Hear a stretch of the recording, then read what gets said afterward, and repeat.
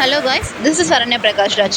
Once more a long video தான் இது. 2 டேஸ்க்கு முன்னாடி எடுத்தது. நல்ல மழைங்க, நல்ல ஜோராக இருந்தனால நாங்களும் வந்து ரொம்ப என்ஜாய் தான் பண்ணிட்டு உட்காந்துருந்தோம். சரி, வீட்டுக்கு போய் ஹஸ்பண்ட் ஈஸியாக ஒரு டின்னர் ரெசிபி கேட்டார். அதனால வந்து ஈஸியாக போய் ஒரு எக் கிரேவி பார்க்கலாம் வாங்க. இந்த கடையில் ஃபஸ்ட்டு எண்ணெய் ஃபுல்லாக வந்து அப்ளை பண்ணிக்கோங்க. இது வந்து நம்ம தாளிக்கிறதுக்கு இல்லைங்க, லைட்டாக வந்து எக்கை வந்து ஃப்ரை பண்ணுறதுக்கு தான். எக்கு ஃப்ரை பண்ணுறதுக்கு பார்த்தீங்கன்னா லைட்டாக மஞ்சள் தூள் அண்ட் மல்லித்தூள், மிளகாத்தூள், பெப்பர் இதை நாளையுமே வந்து லைட்டாக அந்த ஆயிலில் வந்து மிக்ஸ் பண்ணிக்கோங்க. இது வந்து எக் கிரேவி வந்து ஃபஸ்ட்டு ரெடி பண்ணுறதுக்கு முன்னாடி எக்கு வந்து ஃபுல் அண்ட் ஃபுல் வந்து பார்த்திங்கன்னா வேக வச்சு தோல் உரித்து எடுத்து வச்சுக்கோங்க. அந்த தோல் உரித்து எடுத்து வச்ச எக்கை பார்த்திங்கன்னா 2 பக்கமும் கத்தியில் கீறி விட்டு ஒவ்வொன்றா வந்து அந்த எண்ணெயில் ஆட் பண்ணுங்கள். ஒவ்வொன்றா ஆட் பண்ணி அந்த எக்கை வந்து நல்லா ஃப்ரை பண்ணிங்கன்னா அந்த மசாலா வந்து அந்த 2ஆக கீறி விட்டனால வந்து பார்த்திங்கன்னா உங்களுக்கு மசாலா நல்லா ஃப்ளேவர்ஃபுல்லாக எக்குள்ளேயும் இறங்கும். கிரேவிக்கு சூப்பராக இருக்கும். இந்த மாதிரி நீங்கள் நார்மலாக சேர்க்கறத விட இந்த மாதிரி ஃப்ரை பண்ணி சேர்க்கும்போது பார்த்திங்கன்னா கிரேவிக்கு கரெக்டாக இருக்கும். நான் வந்து எங்கள் வீட்டில் இருக்க ஆளுங்களுக்கு பார்த்திங்கன்னா நாங்கள் வந்து 6 முட்டை வந்து எடுத்துருக்கேங்க. ஹஸ்பண்ட், எனக்கு, பாப்பாக்கு அண்ட் பாட்டிக்கு நான் 6 முட்டை எடுத்திருக்கேன். அதை நல்லா வந்து ஆயிலில் வந்து நல்லா டீப் ஃப்ரை ஆகிற மாதிரி பார்த்திங்கன்னா ஃபுல் அண்ட் ஃபுல் வந்து கலந்து விட்டுக்கிறேன். இதை வந்து கலந்து விட்டதுக்கப்புறம் இந்த எக்கெல்லாம் பார்த்தீங்க அப்படின்னா தனியாக வந்து ஒரு பிளேட்டில் வந்து மாற்றி வச்சுக்கோங்க. அண்ட் வந்து மாற்றி வச்சுட்டு அதே எண்ணெயிலே பார்த்தீங்க அப்படின்னா நான் இன்றைக்கி வந்து ஒரு வெங்காயம் ஃபுல்லாக கட் பண்ணி வச்சுருக்கேன். ஒரு பெரிய வெங்காயம் கட் பண்ணி வச்சுருக்கேன். அண்ட் 2 வரமிளகா, கடுகு, கடலைப்பருப்பு, உளுந்தம்பருப்பு, பட்டை, கிராம்பு, நார்மல் ஸ்பைசஸ் எல்லாத்தையுமே ஆட் பண்ணி அதே எண்ணெயிலே வந்து லைட்டாக வந்து கலந்து விட்டுக்குங்க. அந்த எண்ணெயை வந்து பார்த்திங்கன்னா ஆல்ரெடி மசாலாஸ் இருக்கனால நீங்கள் வந்து இந்த ஃப்ளேவர் வந்து பார்த்திங்கன்னா நல்லாவே இறங்கியிருக்கும். அதில் நம்ம வெட்டி வச்ச வெங்காயத்தையும் ஆட் பண்ணி அதையும் வந்து நல்லா வந்து வணக்கணுங்க. வெங்காயம் வந்து ஃபுல்லாக கோல்டன் ஃப்ரை ஆகணும் அப்படிங்கிற அவசியம் கிடையாது. லைட்டாக வந்து இந்த கண்ணாடி பதம்னு சொல்லுவாங்க பார்த்தீங்களா, அது மாதிரி இருந்தாவே போதும். அதுக்கு லைட்டாக நான் பார்த்தீங்கன்னா வந்து கொஞ்சம் தூள் உப்பு சேர்த்துக்கிறேன். வெங்காயம் நல்லா வணங்கணும் அப்படின்னா லைட்டாக வந்து அந்த உப்பு எப்பயுமே சேர்ப்பேன். லைட்டாக உப்பு சேர்த்து நல்லா வணக்கி விட்டுக்குங்க. வணக்கி விட்டதுக்கப்புறம் பார்த்தீங்க அப்படின்னா நான் வந்து கருவேப்பிலை ஆட் பண்ணிக்கிறேன். எப்பயுமே கருவேப்பிலை பார்த்தீங்கன்னா வீட்டுக்கு வெளியிலே இருக்கனால அப்பப்போ பறிச்சுட்டு வருவோம். கருவேப்பிலை ஃபஸ்ட்டே சேர்த்தோன்னா ஃப்ளேவர் போயிடும். அதனால் லாஸ்ட்டாக சேர்த்துக்கிறேன். இஞ்சி பூண்டு பேஸ்ட் பார்த்தீங்கன்னா நல்லா அரைச்சதுக்கப்புறம் அந்த இஞ்சி பூண்டு பேஸ்ட்டை வந்து இது கூட சேர்த்து நல்லா அந்த பச்சை வாசனை போகிற வரைக்கும் கலந்து விட்டுட்டு ஒரு தக்காளி வந்து நல்லா பேஸ்ட்டாக வந்து மிக்சியில் அடிச்சிருக்கேன். அதை வந்து கலந்து விட்டுக்கிறேன். தக்காளியும் சேர்த்து எல்லாமே வந்து நல்லா வணங்கணுங்க. அந்த தக்காளி வந்து அந்த பச்சை வாசனை போனால் தான் அது வந்து ஃப்ளேவரையே கொடுக்கும். நல்லா இந்த மாதிரி வணக்கி விட்டு அதை நல்லா வந்து ஸ்லிம்மில் வச்சு பண்ணணும். ஏன்னு கேட்டிங்கன்னா அந்த மசாலா ஆல்ரெடி இருக்கனால.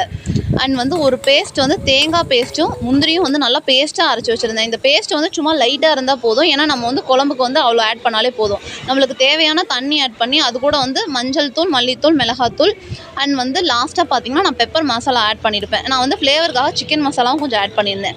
எனக்கு வந்து எப்பயுமே பெப்பர் ரொம்ப பிடிக்குங்க. ஏன்னா வந்து நார்மலாக வந்து அதிகமாக காரம் சேர்த்த மாட்டேன். ஆனால் பெப்பர் வந்து சேர்த்திக்கனால ஒன்றும் ஆகாது.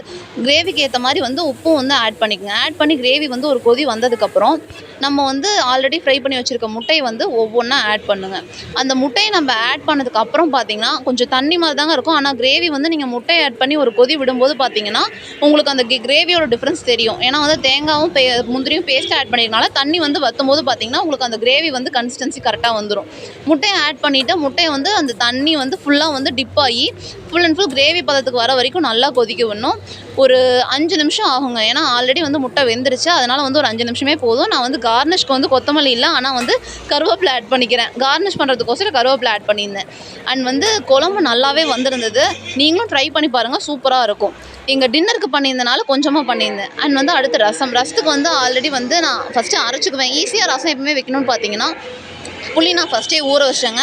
டக்குன்னு பண்ணோம் அப்படிங்கனால 2 தக்காளி, பூண்டு, ஜீரகம், மிளகு, 2 வரமிளகா இது எல்லாத்தையும் பார்த்தீங்கன்னா மிக்சியில் வந்து ஃபஸ்ட்டு வந்து எடுத்து வச்சுக்கிட்டேன். மிக்சியில் எடுத்து வச்சுட்டு அதை ஃபுல்லாக பார்த்தீங்கன்னா பேஸ்ட்டாக வந்து அரைச்சி எடுத்துக்குவேங்க. அதாவது நான் அவசரத்துக்கு பண்ணுற மாதிரி இருந்ததுன்னா ஒவ்வொன்றையும் வந்து தட்டி போடாமல் இந்த மாதிரி ஒட்டுக்காக கிரைண்ட் பண்ணிப்பேன். ஒரு 5 நிமிஷத்தில் ரெடி ஆயிடும்.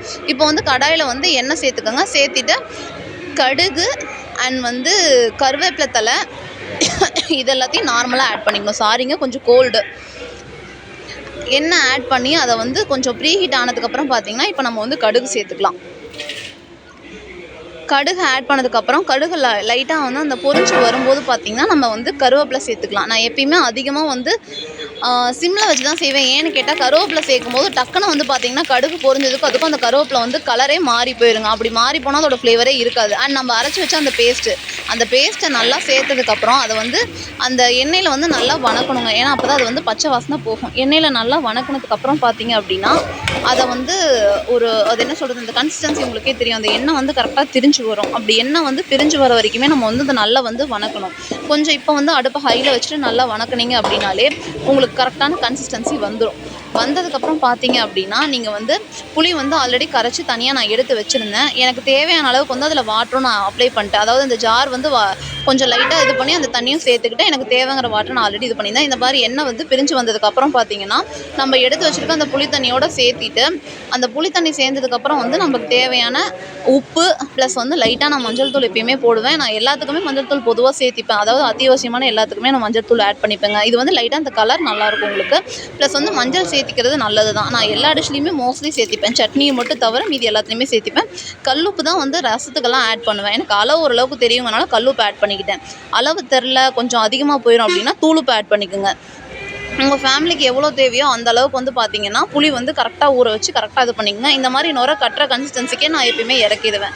நுர கட்டினதுமே பார்த்தீங்கன்னா, கொஞ்சம் கலந்து விட்டுட்டு நீங்கள் இறக்குனீங்கன்னா உங்களுக்கு குட்டான ரசம் தயார். எல்லாருமே டேஸ்ட் பண்ணி எப்படி இருக்குன்னு சொல்லுங்கள். பாய்.